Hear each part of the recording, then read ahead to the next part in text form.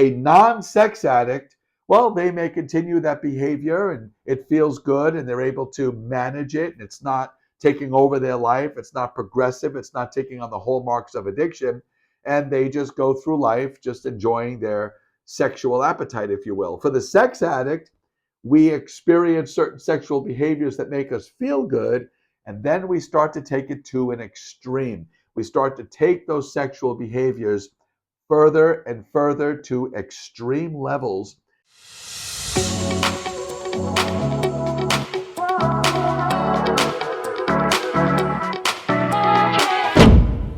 Hey guys, I'm behavioral health and sex addiction recovery coach Rob Lopicola, and we are nearing the end now of the 6-week series of seeds of sex addiction. Today we're in the 5th seed, and we're going to talk briefly about that today. If you're courageously battling compulsive sexual behavior or sex addiction, and you're looking for a way out, a way to change and transform your life, please subscribe to my channel right now. I post a new video every Tuesday offering strategies and techniques to break the cycle of sex addiction out of your life. And also, I offer a free 30-minute strategy session on my website, sexaddictionrelief.com. I'll have the link below. You can watch this 30-minute 10-step strategy session to begin to heal from your sex addiction and change your life. So I look forward to hopefully seeing you there. In the meantime, today, the 5th seed of sex addiction is searching for that ultimate high. Yes, addiction, all addiction, whether it's drug addiction, alcohol addiction, food addiction even releases dopamine in the brain like many addictions, methamphetamine addiction and sex addiction. We get a high in the brain from the dopamine release. We feel good, the feel-good hormone. And not only does the substance, the chemical we ingest, or the sexual behavior we do bring a feel-good feeling to the body and the mind, so does that dopamine. The dopamine rush makes us feel good.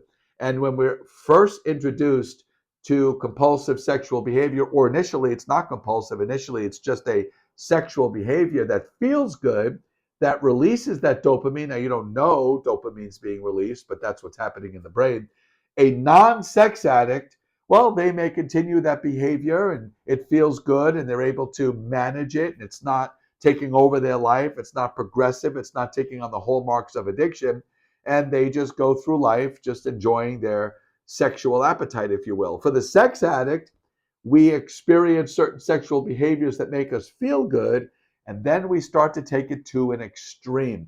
We start to take those sexual behaviors further and further to extreme levels where they ultimately take us to a point where we feel shame and guilt and isolation and secrets. We don't want anyone else to know what we're watching, whether it's pornography or what activities we're doing, if it's an actual sexual behavior that we're compulsive about.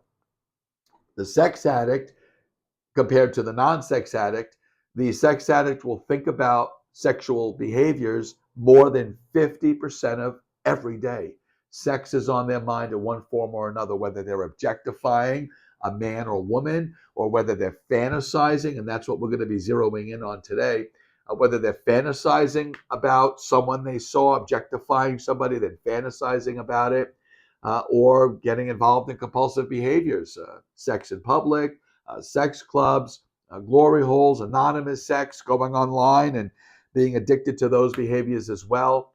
But the ultimate goal for the sex addict, and probably most addicts, I was an alcoholic and methamphetamine addict as well, is searching for that ultimate high, to get that rush, the feel-good hormone. That's what's happening there. The hormone dopamine is released in the brain.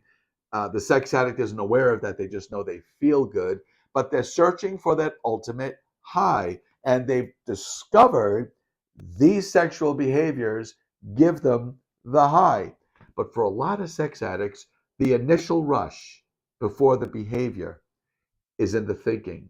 It's in the mind. It's in the fantasy. Most sex addicts will obsess about a sexual activity, fantasize about a sex act in one form or another before it leads to the physical act, which would be the compulsion. the obsessions in the brain. And many sex addicts find a sense of getting high just off the fantasy.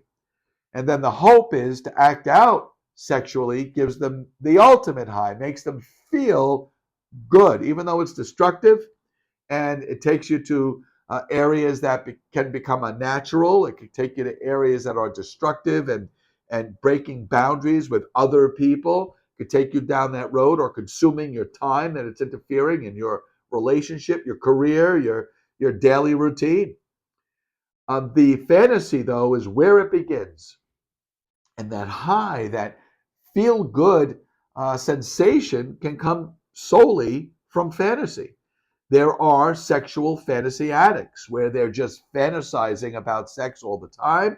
And there are several experiences you may have had where you were in fantasy and someone interrupted it. Could have been your wife or your husband, could have been your partner or friend, or someone came home and interrupted your fantasy. That makes you angry and frustrated.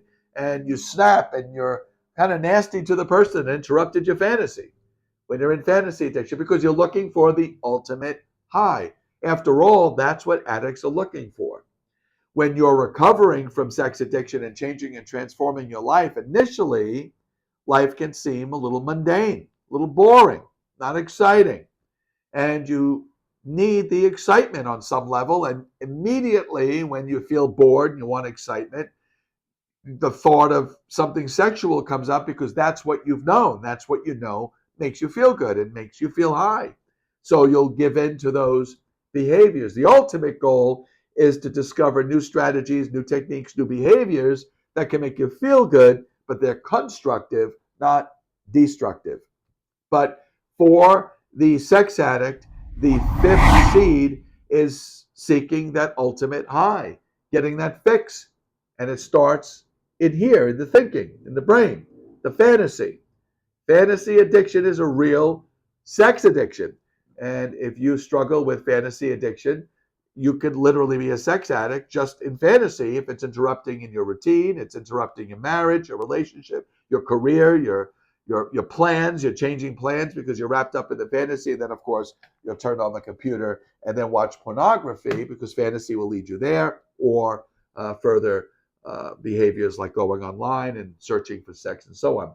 So the ultimate high, that search to feel good, is a significant ingredient, a significant seed to your sex addiction. Next week, we'll talk about the final seed of sex addiction. And I'm looking forward to wrapping up this series with you next week. And I'm hoping that some of this resonated with you, and you can kind of change and transform how you're thinking by understanding the seeds behind your sex addiction. If you're looking to change and transform your life, I was sex addicted, meth addicted, alcohol addicted for years, and it destroyed me. It ruined my life.